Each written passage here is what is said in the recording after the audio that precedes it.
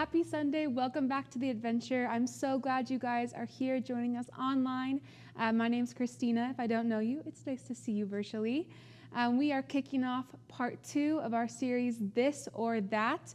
And like always, we've got a question of the day to start us off with. So today's question is this: what's one thing you wish you had, but you don't have? Maybe it's a material item, it's that pair of shoes you've always wanted.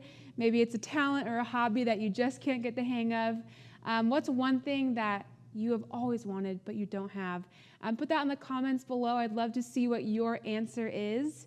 When I think back to my middle school and high school years, I was a theater kid. I was a huge theater nerd. It's sometimes embarrassing. I've got great pictures of me in embarrassing costumes. And I had experiences where I'd be auditioning for a show, and I wanted one part so bad. You know, I was working, I was practicing, I was doing my dancing, my singing, my acting, and then I wouldn't get that part I wanted, and I'd be devastated.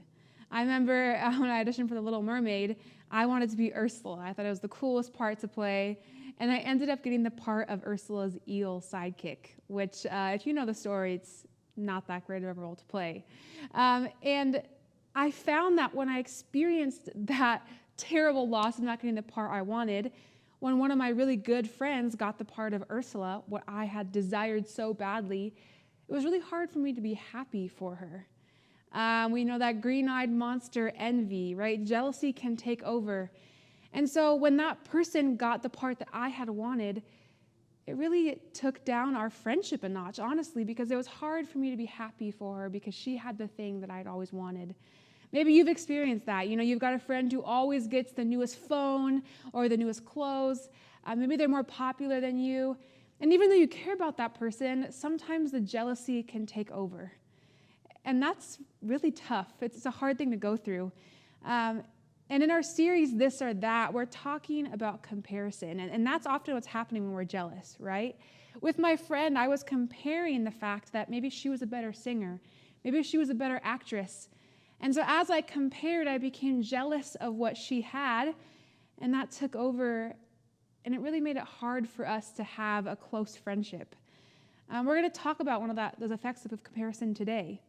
Right? Maybe you've been stuck in this, and when you're stuck in jealousy, it can leave you feeling angry, it can leave you feeling insecure, unhappy. You know, maybe if you haven't ever been stuck in that, maybe you've seen that happen to someone else. You have a friend who's just always complaining, who's never happy with what they have or what they can do. Not only does it bring you down internally, it can make you doubt yourself, but it affects your relationships. When we're struggling with jealousy and comparison, we can't celebrate ourselves and our own gifts, and we can't celebrate others. Other than being genuinely happy for that person who got that role in the musical or that part on the team, we end up just being angry that they got what we had always wanted. And that's not a good place to build friendships or build others up or even build ourselves up. And so we're going to talk about an example from the Bible today where this happened. If we look back in the Old Testament, thousands of years ago, there's a king named Saul. And Saul was a king of Israel. And so as he was reigning over Israel, there's a guy named David. If you remember David and Goliath, he was this young and up-and-coming guy who slayed the giant. And initially, Saul really liked David. He saw promise in him that he could be a good leader. But as everyone else began to see that too, people began to cheer on David along with Saul. And when that happened, Saul got really insecure.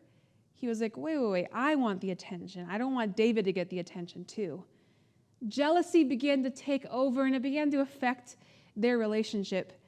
It says in 1 Samuel 18, verses 8 through 9, this made Saul very angry when people were cheering on David. He said, "What's this? They credit David with 10,000s and me with only thousands. Next they'll be making him their king." So from that time on, Saul kept a jealous eye on David. You can see the switch in their relationship, right? From that moment on, when Saul started to notice that David was getting more attention from him, he no longer became a supporter. They were no longer on a team together, right? Instead, he had a jealous eye on him.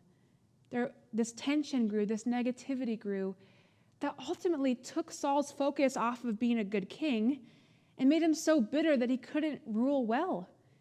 It got so bad to the point that Saul actually tried to kill David multiple times, right? His jealousy took over to a destructive point. And hopefully your jealousy has never gotten that bad. I hope there's no attempted murders out of jealousy yet. But jealousy can become destructive.